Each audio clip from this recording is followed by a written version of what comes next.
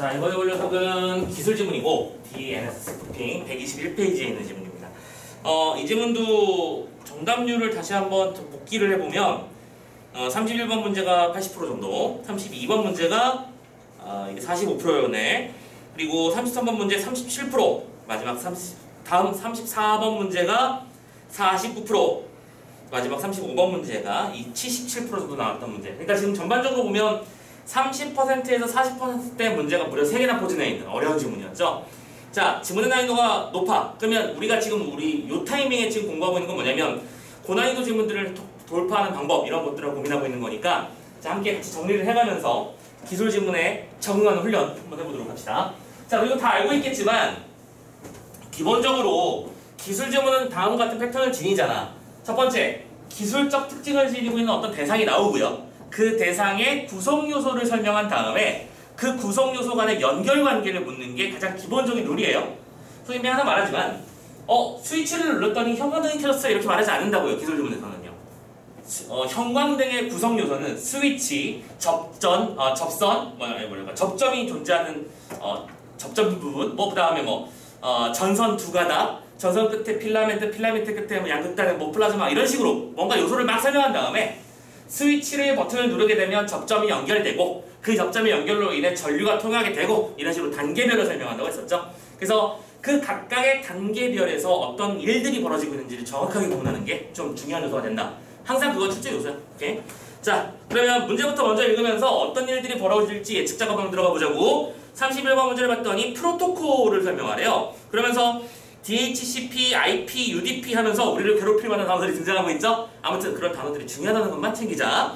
32번을 봤더니요, 클라이언트의 동작을 나타내는 어떤 과정인데 이 녀석의 특징을 설명하라고 되어 있습니다. 이거는 이따가 정리하면 되겠지만, 어쨌든 A가 동작하면 B가 동작하면 이거 과정도 파악하는 문제겠죠? 그래서 질의 패킷이나 응답 패킷 이런 것들을 이해하는 건데, 가 또는 나에서 이루어지는 거라고 했으니까 지문의 내용들을 일단 정확하게 정리를 해야만 풀 수 있는 문제라는 거 예상할 수 있겠죠. 33번, 윗글을 바탕으로 알 수 있는 것, 이것도 이쪽 일치 불일치 문제인데, 선택지를 봤더니 DNS는 사설 IP 주소는 유동 IP 주소 방식, 고정 IP 주소 방식, IP 주소가 서로 다른, 이런 식의 말들이 나와 있어요. 자, IP, 이게 뭔지 이해를 하셔야 되고, 이 IP에 따른 유동과 고정 방식은 또 무슨 차이가 있고, 사설 IP는 뭔지, 즉 IP라는 녀석의 세부적인 구성 요소들 간의 차이를 파악하는 문제라는 거 예측만 하고 넘어가자고요. 자, 그런 다음에 34번 봤더니요, 윗그래프와 보기를 참고했을 때 DNS 스푸핑을 피하기 위한 방법은 무엇이냐. 지금 만약에 이 지문을 처음 있는 기준으로 봤을 때는 DNS 스푸핑이 뭔지도 모르겠는데 피하는 방법까지 알라고 하는 거잖아. 이건 뭐야? 내용을 판단하고 이해해서 세부 상황에 적용하는 형태의 문제일 거야. 지금 이거는 해결 불가능하다. 됐죠? 다만 클라이언트나 네임 서버, IP와 같은 이런 용어들의 개념이 계속 반복되고 어렵겠구나라는 거는 일단 염두에 두자고요. 그리고 마지막에 어휘 문제인데, 참고로 이런 문제는 한자 어휘 문제죠.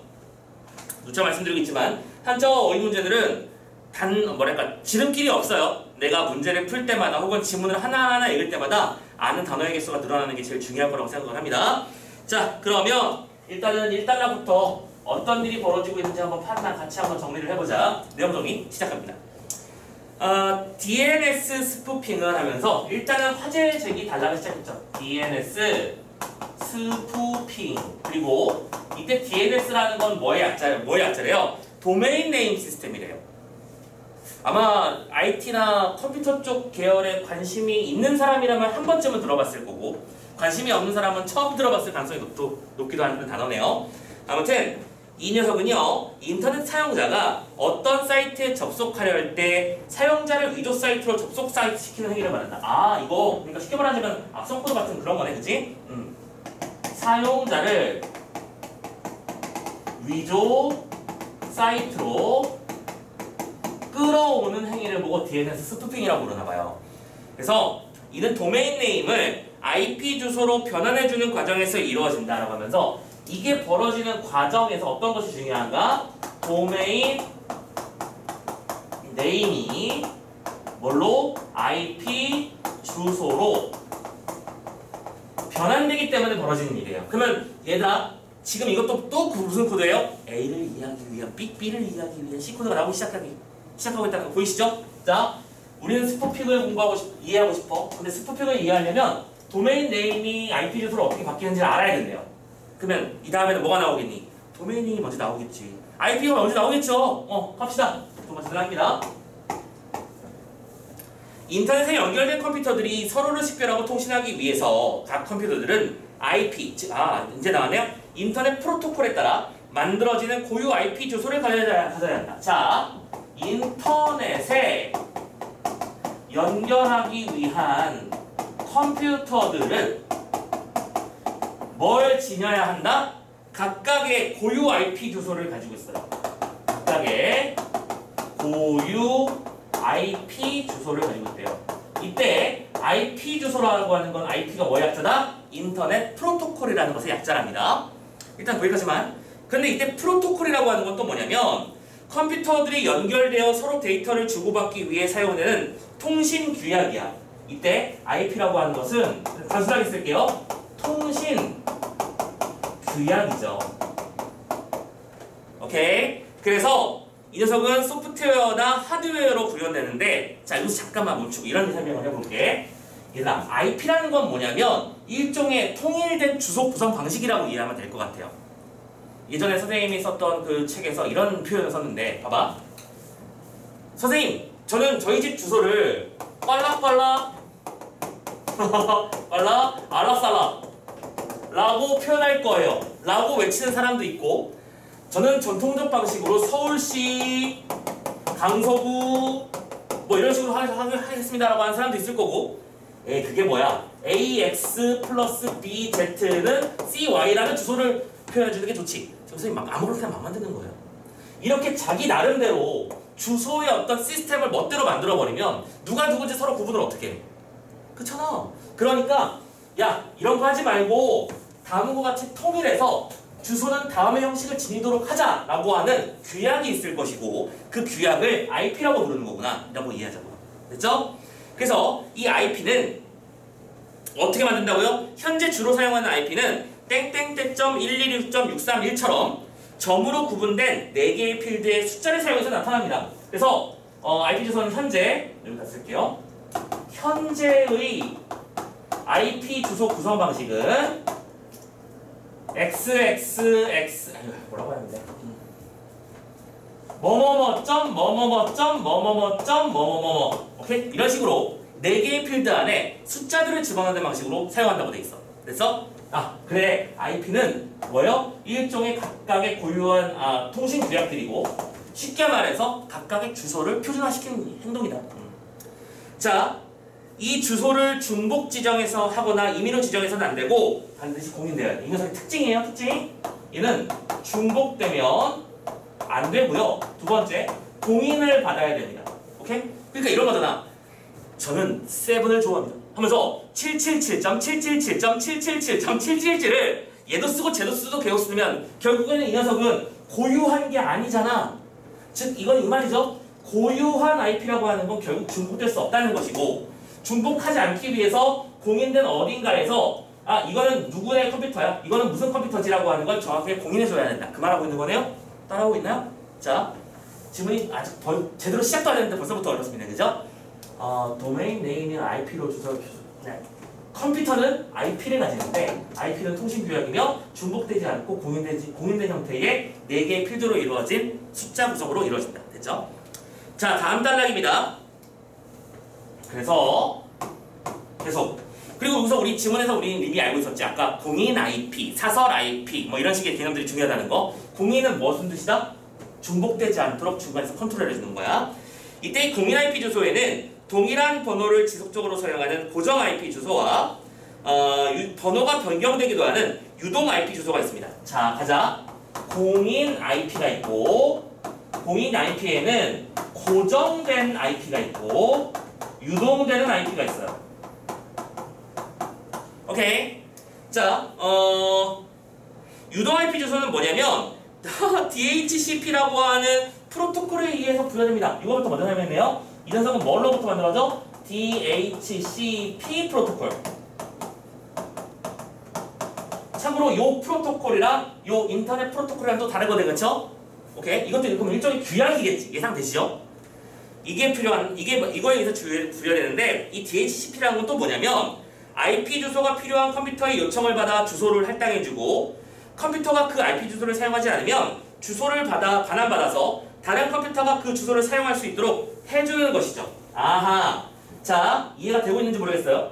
공인 IP는 고정된 IP를 쓰는 것들이 있어. 근데 참고로 이건 뭐냐면 여러분들이 알고 있는 대로 거대한 기업체라든지 국가기관들은 IP를 바꿀 이유가 없지. 항상 존재해야 되니까. 그죠? 그래서 걔네들은 공인 IP를 써. 고정 IP를 써. 근데 참고로 우리 학원, 여러분들의 집, 오케이? 뭐 일반적인 가정집들의 경우에는 유동 IP를 쓴다는 거야. 왜?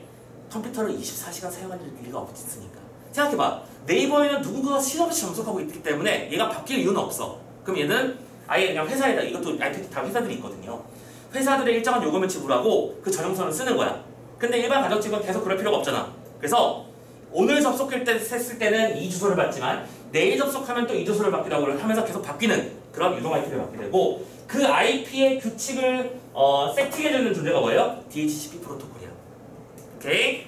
그래서 DHCP라는 건 이런 일이고요. 한편 인터넷에 직접 접속은 안 되고 내부 네트워크에서만 서로를 식별할 수 있는 것이 사설 IP 주소라는 겁니다. 이거 한 번 더 있네. 이거 말고 사설 IP라는 게 있어요. 그러면 사설 IP는 또 뭐래요? 이거는 내부망에서만 존재하는 거야. 혹시 몰라서 선생님이 기본적인 시스템을 한번 설명해 드릴게요. 이거는 상식으로 알아두자 얘들아. 자, 바깥에서 인터넷 선이 이렇게 들어오죠. 여러분들의 인터넷 아마 뭐 공유기가 됐든 모뎀이 됐든 모뎀으로 인터넷 선이 들어올 겁니다. 그리고 이 모뎀에다가 여러분들은 뭘 연결했을 거예요? 집에 다들 있을걸? 공유기라는 걸 연결해놨을 거야. 오케이? 그리고 공유기에다가 아버지 방에 있는 뭐 컴퓨터라든지 어머니 방에 있는 태블릿이라든지 여러분들이 쓰고 있는 핸드폰이라든지 핸드폰 1번, 핸드폰 2번, 핸드폰 3번 그리고 뭐 있을까? 집에 스마트 TV 쓰는 사람들 많죠? 스마트 TV도 연결해 놓고요. 어떤 사람들은 게임기도 연결해 놓고요. 자, 이렇게 많은 일이 벌어지는 게 바로 공유기야. 그럼 생각해봐라. 자, 외부에서 이 모뎀으로 들어올 때는 무슨 방식이 이용될 거야? 유동 IP 방식이 이용될 거야. 그치? 오케이? 그래서 유동 IP로 이 어떤 주소가 하나 확정되면 예를 들어 12.23.33.34.45가 있다고 치자 그냥. 오케이? 이 주소가 들어오면 이때 공유기가 하는 일이 뭐냐면 이 내부에 사설 IP를 뿌려주는 거야. 오케이? 생각해봐. 우리 집으로 들어오는 인터넷은 하나야. 여러분들 인터넷선 여러 개 계약했지 않았을걸? 보통 집에 한 개나 들어오잖아. 그치? 근데 그 한 개를 아니 컴퓨터도 해야 되고 태블릿도 써야 되고 핸드폰도 써야 되고 TV도 써야 되고 게임기도 써야 되잖아. 그럼 이걸 어떻게 하느냐? 공유기가 그 내부에 DHCP 프로토콜을 가지고 있는 거야. 그래서 여러분들 혹시 이렇게 들어봤나? 192.168.0.1 이렇게 이런 주소 들어본 적 있나? 공유기 세팅하면 들어가는 게 이거죠. 이거는 알지. 이게 공유기의 그 사설 IP 첫 번째 주소라고 그런 거야. 그래서 이 공유기 자체가 이 주소를 가진 다음에 192.168.0.2부터 시작해서 0.255번까지 총 한 250대 정도를 컨트롤할 수 있는 거지. 오케이? 그리고 이 녀석들은 그럼 실제로는 어떤 일이 벌어지는 거냐면 이 DHCP 서버가 하는 일은 뭐냐면 선은 하나인데 인터넷 요청이 이렇게 많잖아. 그러면 얘는 이 안에 있는 CPU가 일을 나눠서 시키는 거야. 생각해봐. 선생님이 3명의 질문을 동시에 받으려면 선생님 몸이 3개가 아닌 이상 불가능한 거잖아 원래. 그럼 이렇게 하면 되는 거지. 얘가 하는 말을 0.1초, 0.1초, 0.1초씩 나눠서 계속 번갈아 듣는 거야. 그럼 결국엔 다 들을 수 있겠지? 순간적으로 이렇게 하는 겁니다. 그래서 인터넷 신호를 얘한테 줬다가 다시 이걸 보내고 얘한테 줬다가 얘한테 보내고 얘한테 줬다가 얘한테 보내고 다시 얘한테 줬다가 얘한테 보내고 이걸 미친듯이 열심히 하는 거야. 그게 공유기의 DHCP 서버의 역할입니다. 아시겠죠? 여기서 사용된 요 IP 주소를 우리는 사설 IP라고 부르는 거고 여러분들의 집에 들어오는 이 IP를 유동 IP라고 부르는 거겠지. 근데 거대한 기업체나 우리 흔히 말하는 네이버, 다음, 그다음에 국가질병청 이런 데 있잖아. 그런 데는 당연히 공인 IP 중에서도 뭘 쓰겠어? 고정 IP를 쓰겠죠. 무슨 말인지 알겠지? 고정 IP, 유동 IP가 있고 그 안에 사설 IP가 있다. 됐었습니까? 네. 이건 상식으로 한번 말씀드려본 거야. 이것저것 해드릴 말도 많은데 자, 이런 일들이 벌어지고 있는 게 바로 IP라는 녀석이었습니다. 그리고 이 녀석은 중요한 요소가 맞았죠. 아까 분명히 문제에서 공인 IP, 유동 IP, 뭐 사설 IP 이런 것들의 개념을 구분하는 문제가 있었으니까요. 여기까지 따라왔습니까? 자, 일단은 계속해서 IP를 설명했고요. 4단락 갑시다. 자, 그래서 인터넷은 공인 IP 주소를 기반으로 동작하지만 우리가 인터넷을 사용할 때는 IP 주소 대신 사용하기 쉽게 www.daum.anything 뭔지 알죠? 이렇게 문자로 이루어진 도메인 네임을 사용합니다. 아하, 그렇구나. 도메인 네임이라고 하는 것은 뭐예요? 알아보기 쉽게 만든 영문자 주소야. 그리고 꼭 영문만 주소는 있는 건 아닙니다. 여러분 한글 주소 다 있어요. 오케이? 한글 주소로 뭐 한글과 컴퓨터라고 인터넷 검색창에서 치면 그냥 한 컴이 바로 접속될 겁니다. 뭐 이런 식이죠. 자, 그럼 생각해봐. 여러분들 만약에 각각의 가야 되는 사이트 주소들을 IP를 다 외워서 쓴다면 너무 어렵겠죠. 그게 한두 개 돼야지. 오케이? 그래서 우리는 다 도메인으로 바꾸는데 따라서 도메인 네임을 IP 주소로 변환해주는 DNS가 필요하고 오케이, 이해했어. 그러면 DNS라는 게 뭔지 이해될 수 있는 거지. 이 녀석은 우리가 네이버라고 검색을 하면 컴퓨터에서 그 네이버를 네이버에 맞는 IP 주소로 바꿔주는 기능이 필요하겠죠? 오케이, 다시 도메인을 IP로 변환시켜주는 거 보고 DNS라고 부르는구나. 그래서 DNS를 필요로 하며 DNS를 운영하는 장치를 네임 서버라고 하는 거야. DNS는 어디서 불러가? 네임 서버라고 하는 곳에서 불러가요. 하나. 참고로 네임 서버 각 국가 그리고 참고로 완전히 오픈. 여러분들 얘들아, 인터넷이 최초로 어디서 만들어졌는지는 알고 있죠? 최초로 만들어진 인터넷이 뭐예요? 미 육군에서 만들었잖아. 그래서 기본적으로 선생님은 정확하게 뭐 무슨 기술적 정보를 아는 건 아니지만 선생님이 알기로는 네임 서버의 본체, 그러니까 메인프레임은 미국에 있습니다. 오케이?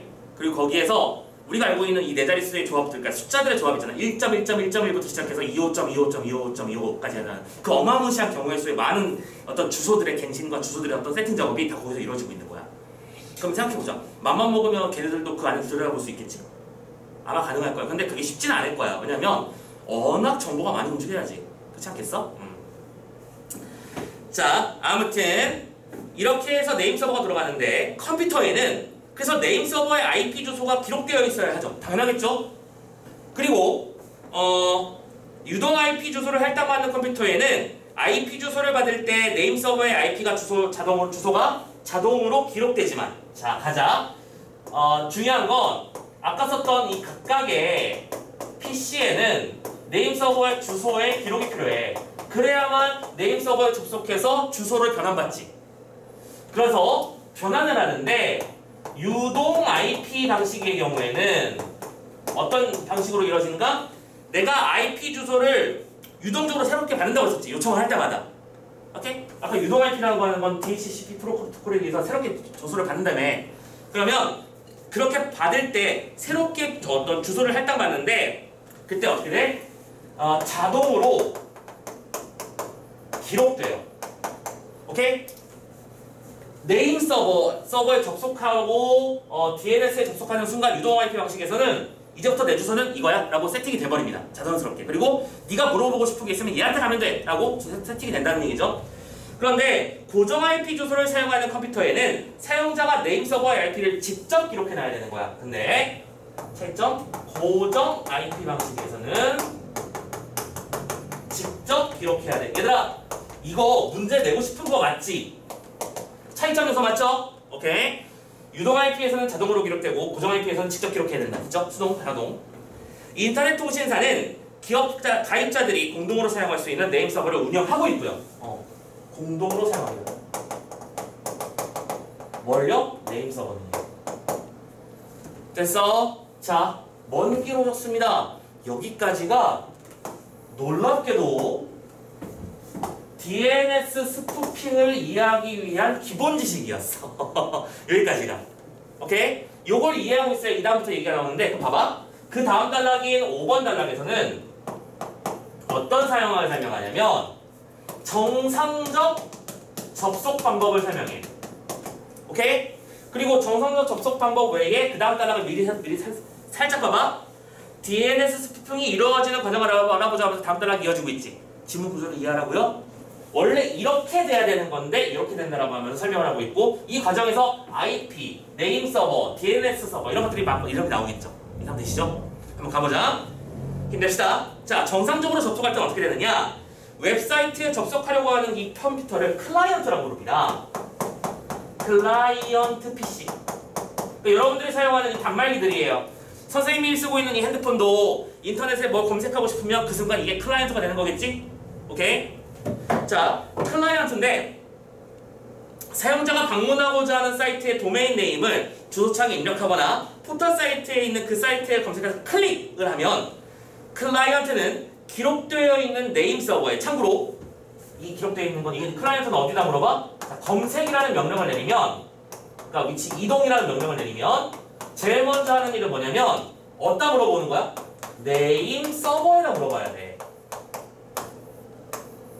오케이? 그래서 이 네임 서버에 물어보는데 알고 있지? 이 네임 서버는 유동 IP에서는 자동으로 기록되어 있었고 고정 IP에서는 직접 기록해야 된다고 했었습니다. 그죠? 자, 이렇게 물어보는데 그래서 이럴 때 물어보는 그 주소를 물어보는 행위를 뭐라고 부른다? 이거는 무슨 잘못 적어봐. 파란색 숫자. 이때 뭘까 달아가? 질의 패킷이 달아. 질 패킷이 이렇게 들어가. 그거 어디 있어요? 나 네이버 가고 싶은데 어디로 가면 돼요? 라고 물어보는 겁니다. 그러면 네임 서버는 해당 IP 주소가 자신의 목록에 있으면 클라이언트에 이 IP 주소를 알려주는 응답 패킷을 보내주죠. 그랬을 때 질의 응답이 가능하다면 그때는 뭘 보내요? 이렇게 해서 응답 패킷을 보내요. 그래서 클라이언트 대신 알려주는 거지.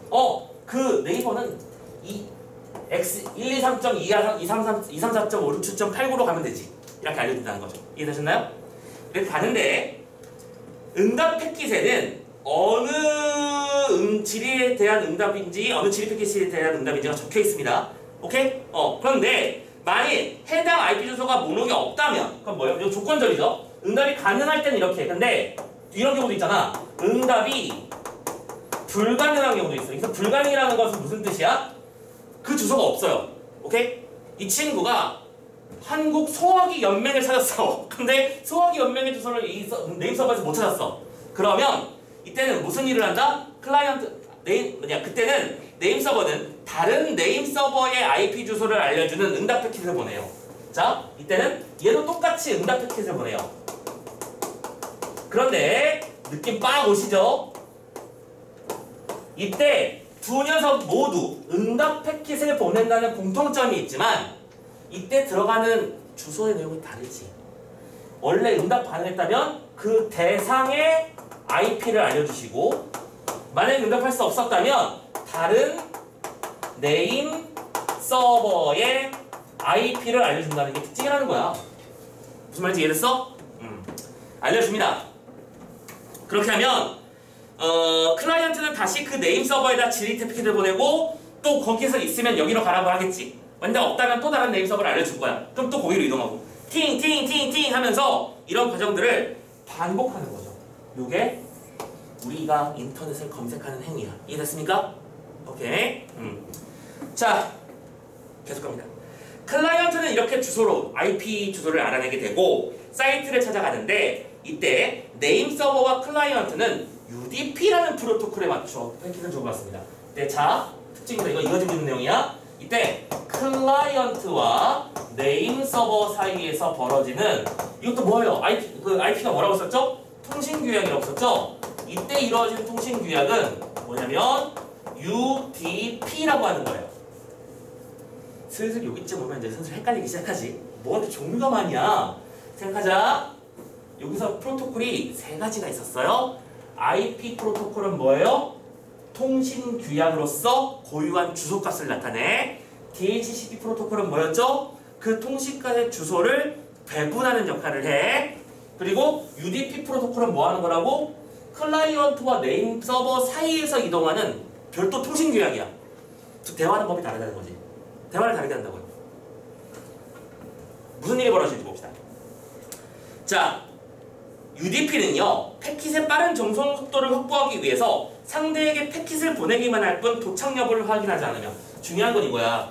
클라이언트와 네임 서버는 제일 중요한 뭐예요? 속도가 세상에서 제일 중요해. 오케이? 내가 생각해보자고. 네임 서버의 입장에서는 거의 1초에 몇만, 몇십만, 몇백만 이상의 요청이 들어오겠지. 누군가는 계속 검색을 할 거 아니야. 그렇잖아. 그럼 얘는 하나하나 보면서 잠깐만 기다려봐요. 찾고 알려드릴게. 이렇게 하는 게 안 돼. 그냥 거의 뭐 탁구 선수, 그러니까 기계 같은 탁구 선수처럼 오잖아? 하고 튕겨내는 거야, 계속. 튕겨내듯이 반응해야 돼. 오케이? 그렇기 때문에 첫 번째, 녀석은 도착 여부를 확인하지 않아요. 오케이? 확인하지도 않고, 두 번째로는 특정 지리 패킷에 대해서 처음 도착한 응답 패킷을 신뢰하고 다음에 도착한 패킷은 확인하지 않고 버립니다. 뭐냐? 첫 도착 패킷만 확인한다. 왜요? 그거 일일이 따지고 있을 시간 없으니까요. 너무 바쁘니까요. 그쵸? 이런 특징이 있어서 DNS 스푸핑은 이런 UDP의 허점을 이용하는 거였어. 아하, UDP의 허점. 이거면 스푸핑에서 중요한 건 이 두 개를 확인한다는, 이 두 개를 이용해 먹는다는 얘기겠지. 자, 정리됐나요? 쉽지 않아? 자, 우리가 어떤 컴퓨터에서 뭔가 사이트를 접속할 때 실은 그 녀석은 숫자의 주소로 이루어져 있어. 그러면 숫자로 접속하려면 네임 서버라는 데서 이 숫자가 네가 찾는 이 주소는 이런 숫자로 이루어진 주소야라는 걸 알려줘야 되는데, 이때 네임 서버는 엄청나게 빠른 속도로 반응해야 되기 때문에 UDP라는 프로토콜을 써서 오케이? 빠르게 반응해준다. 근데 문제는 이 녀석은 속도만 너무 중요시하니까 취약점이 있다는 것이죠. 그래서 6번 단락 가자. 6번 단락 가면 이제 무슨 상황이야? DNS 스푸핑이 이루어지는 과정을 보자고요. 이번에는 스푸핑 상황입니다. 그럼 무슨 일이 벌어질지 대충 감이 오시는 분이 있나 모르겠어요. 가자. 악성 코드에 감염되어 DNS 스푸핑을 행하는 컴퓨터를 공격자라고 합니다. 자, 이렇게 쓸게요. 똑같이 그냥 비슷하게 그려볼게. 자, 클라이언트가 있고요. 똑같이 이 친구는 네임 서버에다가 그거 어딨나요 하면서 검색하는 과정에서 뭘 보낼 거야? 질의 패킷을 보내겠지. 이것까지 똑같을 거 아니야. 이렇게 가면 이렇게 가고, 그럼 네임 서버가 원래대로라면 아까 말씀드렸던 대로 응답 패킷을 보내는 게 정상이지. 그치? 근데 문제는 이 클라이언트 자체가 뭐에 감염되어 있는 거야?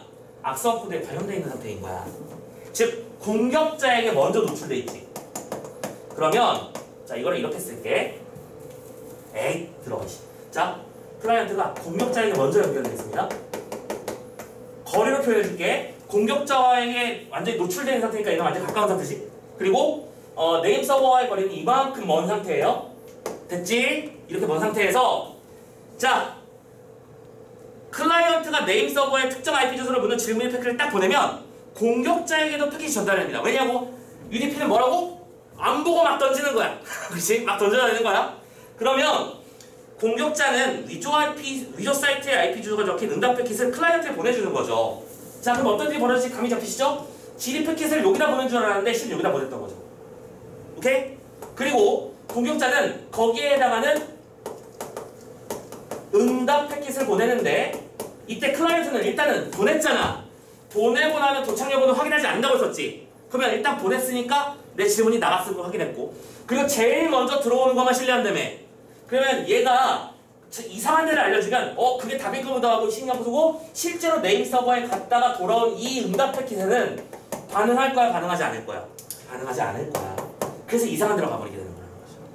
무슨 말인지 알겠죠? 자, 이렇게 읽어보시면 공격자가 보낸 응답 패킷이 네임 서버가 보낸 응답 패킷보다 클라이언트에 먼저 도착하게 되고, 클라이언트는 공격자가 보낸 응답 패킷을 오류 패킷으로 인식하고 위조 사이트로 연결한 다음 그 이후에 나오는 모든 패킷들은 다 무시해버리겠죠. 이게 뭐다? DNS 스푸핑이다.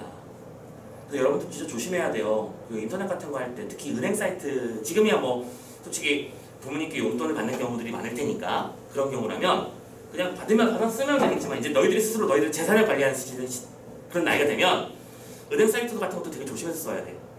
오케이? 은행 사이트 예를 들어 인터넷에서 은행을 한다? 그러면 기본적으로 여러분들 그 익스플로러나 크롬 창에 보면 자물쇠 마크가 하나 그려져 있을 거예요. 그것도 되게 중요하게 생각해야 되는 요소입니다. 자물쇠가 녹색으로 안 그려져 있다? 그러면 그거는 현재 내가 쓰는 정보가 공중에서 찝혀나올 수 있다. 그런 뜻도 되는 거야. 그러니까 그런 거 항상 주의해서 쓰시고, 똑같은 조건을 발동하더라도 참고로 인터넷에서는 여러분들의 비밀번호를 전부 다 요구하는 경우는 없습니다. 오케이? 그거 좀 생각해 주시고, 가끔 그런 것 때문에 많이 속아 어머님이나 부모님들이 이번에 뭐 해킹이 됐다니면서 당신의 그 비밀 보안카드 번호를 다 불러달라 이렇게 말하는 경우도 있고, 그렇지, 비밀번호를 불러달라는 경우가 있는데, 비밀번호, 보안카드 번호 이런 것들은 그 누구도 내가 아니면 모르는 거예요. 컴퓨터만 알 수 있어요. 난수를 만들어내거든.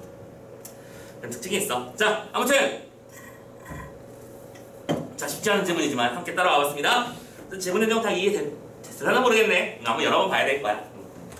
중요한 건 선생님은 나름대로 이해시켜드리려고 용심해서 정리를 해드렸는데, 여러분들이 하셔야 될 일은 뭐냐면, 내가 이 지문을 이번에 이해했다고 해서 다음번에 이 지문이 똑같이 나오지도 않고, 그지? 그리고 이 지문의 내용이 다음 우리 어떤 시험에 큰 영향을 준다? 그렇게 보기는 어려워. 하지만 지문의 구성 방식과 지문에 등장하는 문제 출제 요소들은 언제나 동일하다는 거야. 그런 걸 신경 써주셔야 돼. 나는 그런 것들을 읽어낼 수 있었던가 생각하면서 31번 가볼게요. 자, 31번 프로토콜 설명하고 있네요. 1번 통신의 규약이고 정해진 각각의 기능이 있지, 맞죠? 오케이, 문제 없습니다. 1번. 2번 IP에 따르면 현재 주로 사용하는 IP는 4개의 필드에 적힌 숫자, 맞죠? 고유한 IP 주소 4개의 필드, 현재 IP, 맞죠? 3번 DHCP를 이용하는 컴퓨터는 IP 주소를 요청해야 주소를 받을 수 있어, 그쵸? DHCP 프로토콜이 유동 IP라는 게 이거잖아. 주소를 요청했을 때 받는 게 바로 유동 IP잖아. 고정 IP는 아예 고정되어 있기 때문에 요청할 필요가 없어요. 4번 DHCP를 이용하는 컴퓨터에는 네임 서버의 IP 주소를 사용자가 기록해야 된다. 사용자가 직접 기록하는 건 고정 IP입니다. 그죠? 이거서 그냥 너무 대놓고 나왔죠? 이 문제 거의 주는 문제였습니다. 그냥 이 차이점을 그냥 문제화 시켜버렸죠. 너무 쉽네? 오케이.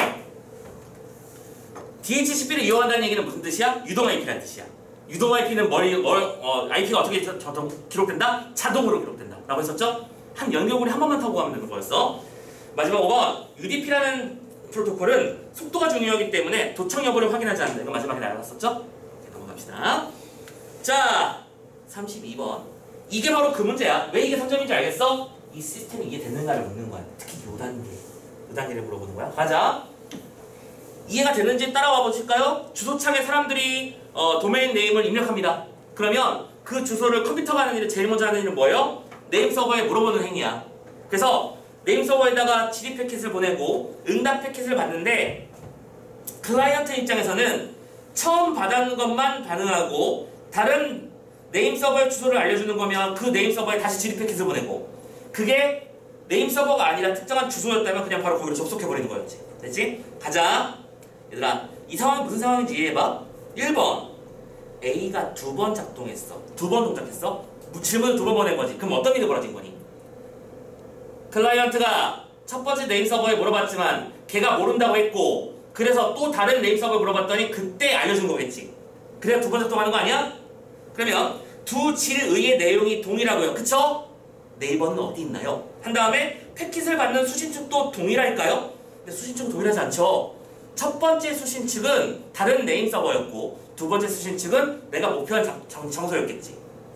그렇게 푸는 문제. 됐죠? 2번엔 B가 2번 동작했다고 생각해보지. B가 2번 동작하려면 질의 패킷을 보낸 다음에 응답 패킷을 2번 받았을 거야. 이해됐니? 응답 패킷을 2번 받았다면 두 응답 내용이 서로 다를까요? 아마 다를 것 같은데? 맞지? 하지만 송신 측은 다르겠죠. 왜냐면 이것도 똑같은 일이 벌어진 거 아니야. 내가 네임 서버에 물어봤는데 네임 서버에서 모른다면서 다른 네임 서버를 알려줬을 거고, 그 다른 네임 서버에서 나에게 목표하는 지점의 주소를 알려줬겠지. 그렇게 된다면 송신 측, 즉 이 주소를 알려준 송신 측은 하나는 A 네임 서버고 하나는 B 네임 서버가 되겠죠. 동일하지 않죠? 2번 땡. 3번입니다. C C는 뭐죠? 다른 네임 서버의 주소를 알려주는 패킷인가요? A에서 질의한 도메인 네임에 해당하는 IP 주소를 네임 서버가 찾았는지 여부를 확인하는 절차이다. 완벽한 설명이네요. 3번 답입니다. 그쵸? 그 주소가 다른 네임 서버라면 한 번 더 질문을 던져야 된다는 뜻이고, 이게 네임 서버 주소가 아니라면 거기로 이동해버리면 되는 거니까 3번이 정답입니다. 자, 이해됐죠? 여기까지? 자, 그런데 참고로 4번하고 5번은 나 상황, 즉 뭐예요? 스푸핑 상황이에요. 스푸핑까지 가자. 4번 D에 지금 D가 안 보이는데 얘 오른쪽 위에 옆에 타고 가는 표가 하나 사라져 있을 겁니다. D의 응답 패킷에는 공격자가 보내온 IP 주소가 포함되어 있다. 자, D가 지금 여기서 안 나와 있어서 그렇긴 한데 잠깐만, 이거는 얘들아 이건 잠깐만 보류. 왜냐면 오른쪽에 있는 그 글자를 정확하게 볼 수가 없어서 진짜 나중에 붙여놓을게요. 자, 이건 잠깐 보류해놓고 5번 봅시다. 이 응답 패킷에 적힌 IP 주소로 접속하는 상황인데 문제는 이게 스푸핑 상황이야, 그치? 그렇다면 이의 IP 주소는 A에서 질의한 도메인 네임에 해당하는 IP 주소이다 라고 되어 있습니다. 자, 맞는지 잘 생각해보자. A에서 질문한 거는 내가 그냥 또 예로 들자. 네이버를 가고 싶었어. 근데 클라이언트가 지금 공격자에게 감염되어 있기 때문에 네이버에 가고 싶지만 헤이버에 가겠지. 그래서 그러면 이 녀석은 질의한 도메인 네임은 네이버인데 해당하는 IP 주소는 헤이버겠지. 됐죠? 달라지겠죠. 5분도 답이 될 수 없습니다. 오케이? 자, 아무튼 이렇게 푸는 문제 32번 해결했고요. 자, 요 시스템을 이해해야만 풀 수 있는 녀석이었습니다. 33번 가자. 알아봅시다. 또 1번 DNS는 도메인 네임을 사설 IP 주소로 변환한다. 거꾸로 됐지 않니? 사설 IP, 아니면 IP 주소를 도메인으로 바꾸는 게 DNS 역할 아니었어? 땡. 2번 동일한 내부 네트워크에 연결된 컴퓨터들의 사설 IP 주소는 서로 달라요. 얘들아, 어쨌든 말이야, IP가 공인이 됐든 사설이 됐든 고정이 됐든 유동이 됐든 중요한 건 IP는 무조건 뭐라고요? 중복되면 안 된다며. 그렇잖아. 그러니까 2번 정답이지. 이해되나? 자, 그런데 3번 가볼게. 유동 IP 주소 방식의 컴퓨터들에는 동시에 동일한 공인 인증을 안 된다고. 동시에 동일하는 말이 안 돼. 왜냐면 고유해야 하고 중복되면 안 된다니까? 땡. 4번 고정 IP 주소 블라블라. 이거 더 이상 읽을 필요 없어. 동시에 동일하는 무조건 말이 안 되는 거야. 됐냐? 만약에 IP 주소가 같아버리면 통신 자체가 제대로 이루어지지 못하는 상황인 거죠. 5번 IP 주소가 서로 다른 컴퓨터들은 각각에 기록되어 있는 네임 서버 IP 주소 달라야 된다고? 아니지. 네임 서버는 공동 사용한다며. 서로 다르면 어떻게 해, 그죠? 자, 그래서 33번도 해결됐길 바랍니다. 자, 그러면 마지막 문제, 그러니까 그 뒤에 있는 어려운 문제는 제외합시다. 34번 문제에서 우리한테 요구하는 건 이제 대망의 마지막 문제. 뭐였냐면 이 스푸핑이 뭔지를 알았다면 스푸핑을 피하는 방법도 있지 않겠느냐. 감염됐지만 스푸핑을 피할 수 있을 겁니다. 어떻게 하느냐? 가자. DNS가 고안되기 전에는 특정 컴퓨터의 사용자가 host.txt, 원래 이게 뒤에 확장점 txt로 기억합니다. 선생님 기억이 맞다면. 이런 파일에 모든 도메인 네임과 그에 해당하는 IP 주소를 적어놓았고, 클라이언트들은 그에 해당하는 이 파일들을 복사해서 사용하는 거야. 이런 거야. 여러분들 왜 텍스트 파일 보면 메모장 이런 거 열잖아. 그러면 이렇게 되는 거야. 1.23.45.7은 다음 뭐죠? 이렇게 있고 2.27.47.63은 뭐 네이버, 그 다음에 뭐 32. 이렇게 이런 식으로 다 뭔가 리스트업을 해놓는 거지. 됐지? 그럼 이걸 먼저 확인하고 여기 없으면 이제 뭔가 구원 요청을 하는 거겠죠? 새로 생긴 거 아닌가 하면서. 왜냐면 이 세상에 존재하는 모든 서버를 다 저렇게 기록할 수는 없는 거잖아. 그렇기 때문에 자, 옛날에는 이 파일을 복사했지만 현재는 뭘 써? 네임 서버를 써. 그렇기 때문에 현 네임 서버를 사용하는 현재에도 여전히 클라이언트는 질의 패킷을 보내기 전에는 호스트 파일의 내용을 확인합니다. 클라이언트가 이 파일에서 원하는 도메인 네임의 IP 주소를 찾으면 그건 바로 접속해버리는 거고요. IP 주소를 찾지 못했다면 클라이언트는 네임 서버에 질의 패킷을 그때 보내는 거죠. 오호! 얘들아, 스피핑을 왜 해달리는 거야? 네임 서버에다가 요청을 하는 순간 그 요청이 더 빨리 해결돼 버리기 때문이지. 그치? 그러면 요청을 외부로 보내기도 전에 알아서 나 거기로 가야 되는 거 알고 있어. 해버리면 말이 되는 거 아니야? 즉, 아까 호스트 파일을 미리 만들어 놓고 요즘도 컴퓨터는 이걸 먼저 보는 게 어떤 루틴이라고 했었잖아. 그러면 여기다 기록해 놓으면 틀릴 수가 없겠지. 무슨 말인지 알겠지? 나는 주거래은행으로 예를 들어 뭐 사과은행을 써. 그러면 사과은행의 IP 주소를 호스트에 적어놓으면 나는 사과은행에 접속하고 싶을 때 항상 정확하게 들어가야 될 거야. 그 말하는 거겠네요. 자, 그러면 어떻게 하면 돼요? 1번 호스트 파일 삭제하면 안 되죠. 왜 삭제해요? 2번 클라이언트의 IP 주소를 사용자가 클라이언트의 호스트 파일에 적어놓으면 되겠구나. 아니죠. 왜 클라이언트의 IP 주소를 적어놔? 이건 내 주소를. 이건 뭐냐면 여기다가 내 주소를 적는다는 소리잖아. 말도 안 되죠. 네임 서버. 그러니까 대상의 주소를 적어놔야겠죠. 3번 클라이언트의 호스트 파일이 없더라도 네임만 입력하면 안 되죠. 호스트 파일이 없으면 무조건 네임 서버로 질문을 던지게 되겠지. 4번 네임 서버의 도메인 네임과 IP 주소를 사용자가 클라이언트의 호스트 파일에 적어놓으면 되겠구나. 자자자자 네임 서버의 IP를 적어놔봤자 그게 무슨 소용이야? 결국 네임 서버한테 물어보는 셈인데 중요한 건 물어보기도 전에 알고 있는 게 핵심이라며. 답은 5번이겠죠? 접속하려는 사이트의 도메인 네임과 IP 주소를 사용자가 클라이언트 호스트 파일에 적어놓으면 되겠구나. 이해되셨습니까? 오케이. 자, 이런 식의 문제였습니다. 지문을 이해하는 것이 관건인데라는 건 문제의 난이도가 높아지면 높아질수록 그게 너무나 확연하게 드러나고 있습니다. 아까 봤던 지문이나 지금 봤던 지문들 전부 다 정답률이 막 30%, 40%, 50%를 왔다 갔다 하는 녀석들이었는데 지금 참고로 이것 좀 들어봐봐. 34번 문제의 정답률 들어보세요. 이 문제의 정답률이 49%였는데 나머지 선택지의 선택 비율이 순서대로 7%, 9%, 13%, 22%였어요. 그럼 무슨 소리일까요? 도대체 답을 찾기가 너무 어렵구나. 많이들 헷갈려올 거야. 말 나온 김에 33번도 볼까요? 33번. 선택률 다 들어봐. 1번이 10%, 2번이 37%, 3번이 16%, 4번이 20%, 5번이 17%야. 거의 비등비등한 거 보이죠? 그럼 무슨 소리라고? 무슨 소리인지 이해가 안 되니까 찍는 거야. 쉽게 말해. 이 정도는 찍는 거 맞아요. 그죠? 그러면 이런 찍기 향연 속에서 내가 해야 될 일은 제한된 시간 안에 최대한 많이 이해한 다음에 그 이해한 내용을 문제에 녹여내는 것. 우리가 지금 이 지문 하나를 1시간 가까이 헤매고 붙잡고 있으니까 당연히 이해돼야지. 이 상태에서 이해가 안 되면 그것도 큰일이야. 근데 실전에서는 이거를 10분, 15분 컷을 해줘야 된다는 게 굉장히 큰 문제인데 그러면 당연히 이런 일을 하기 위해서는 누차 말씀드리지만 선택 과목 속도가 엄청나게 좋아야 되고요. 그죠? 그리고 문학도 엄청나게 빠른 속도로 텅텅텅 치고 넘어갈 수 있어야 돼. 오케이? 그래야만 독서를 풀 시간이 만들어질 거라고 생각합니다. 자, 우리가 독서 문제를 공부하고 있지만 궁극적으로 문학은 그리고 선택 과목은 점수를 확보하는 영역이라고 생각하고 좀 더 거기에 대한 강조를 다시 한번 하고 싶네요. 왜? 이 문제를 풀 시간은 무조건 만들어내야 되니까. 우리는 우리 수능에서도 이런 문제를 만나게 될 거예요. 이렇게 어려운 문제 만날 거예요. 알잖아. 오케이? 자, 고생하셨고요. 이제 숨 좀 돌리고 마지막 지문 하나 더만 마무리해서 자, 넘어가도록 합시다.